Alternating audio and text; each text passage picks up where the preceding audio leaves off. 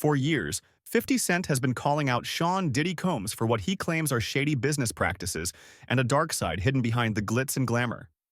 Now, with 50 Cent's explosive new documentary in the works, the entire entertainment industry is bracing for impact. So why is everyone so afraid of what 50 might reveal? And will this film ever see the light of day? The rumor mill is buzzing about 50 Cent's upcoming documentary centered on Diddy, allegedly packed with receipts and shocking testimonies. Some say powerful figures are already pulling every string they can to kill this project before it even premieres. But if they thought 50 would just roll over, they obviously forgot who they're dealing with. To understand why 50 Cent is gunning for Diddy, we have to go back to where Diddy's story began. Born in Harlem in 1969, he moved to Mount Vernon with his family after losing his father at just 2 years old. Even as a teenager, Diddy stood out, a natural hustler, always thinking 2 steps ahead. He made a name for himself at Howard University by throwing next-level parties, attracting celebrities and generating massive buzz. Soon after, he landed an internship at Uptown Records under Andre Harrell, transforming from intern to A&R exec in record time. When Uptown's parent company tried to shut down the notorious B.I.G.'s album Ready to Die for being too raw, Diddy fought relentlessly. It cost him his job at Uptown, but he flipped that setback into the ultimate power move, launching Bad Boy Entertainment in 1993. With Biggie, Craig Mack, Lil' Kim, and the Locks on the roster, Bad Boy exploded onto the scene. By the mid-90s, Diddy was the king of hip-hop. Come the early 2000s, he was hobnobbing with Hollywood elite, famously stepping out with Jennifer Lopez on the red carpet. While Diddy was popping bottles in VIP, Curtis 50 Cent Jackson was hustling on the streets of Southside Jamaica, Queens. Tough, relentless, and strategic, 50 had the street credibility and the ambition to back it up.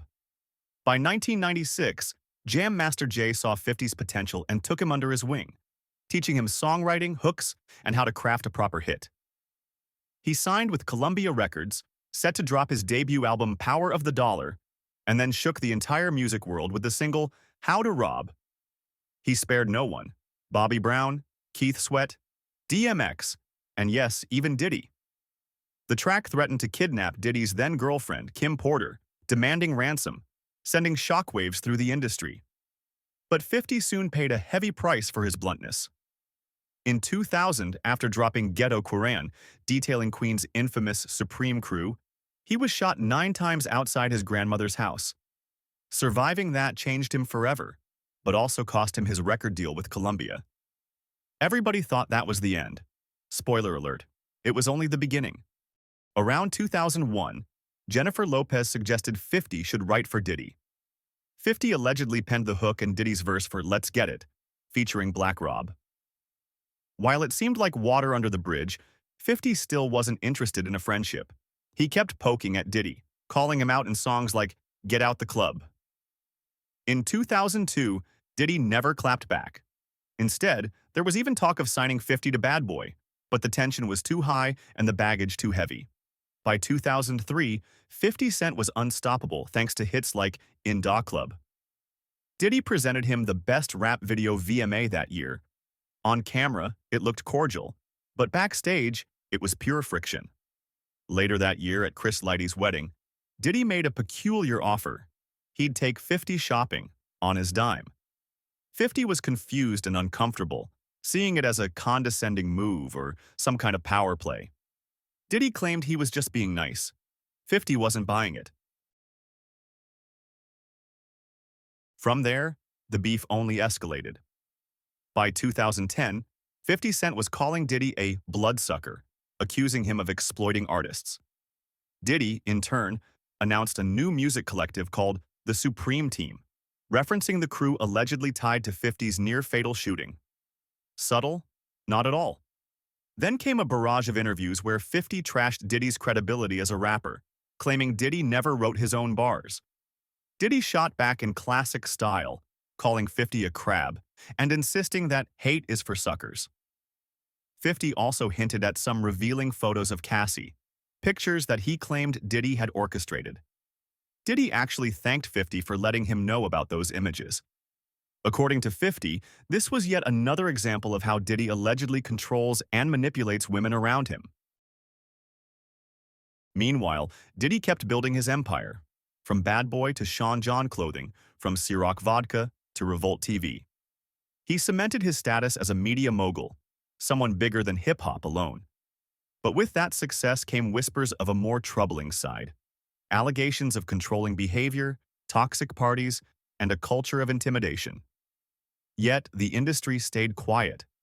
Few dared to challenge him. That silence is about to be shattered. 50 Cent, through G-Unit Film and Television, teamed up with Netflix for a tell-all docuseries investigating the allegations, both personal and financial, surrounding Diddy. The working title? Diddy Do It? Word has it the series covers decades of alleged abuse, racketeering, and beyond, sparked in part by Cassie's 2023 lawsuit against Diddy, which was quickly settled. Netflix reportedly snagged the project in a fierce bidding war. The rumored release date was September 2024, but the clock's still ticking without an official confirmation. 50 Cent has pledged to donate profits from the doc to victims of sexual assault and exploitation. He says new accusers come forward every day, turning this documentary into a tentacled octopus of evidence.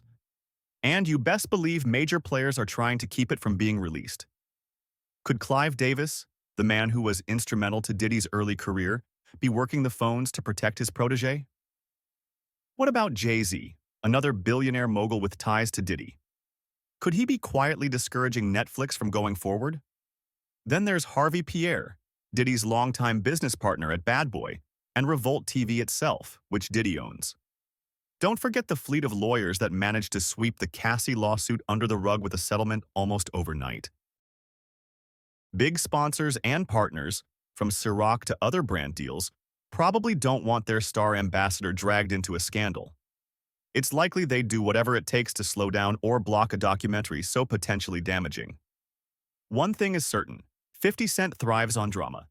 If the industry thinks a few phone calls or legal threats will scare him off, they'd better think again. This doc might just be the final push that forces a public reckoning with Sean Diddy Combs' long-rumored behavior. So, what do you think? Will Diddy's empire stand strong against these allegations, or is this the moment the entire house of cards comes crashing down? Let us know your thoughts in the comments below, and don't forget to like, share, and subscribe for more updates on the story that could change hip-hop forever.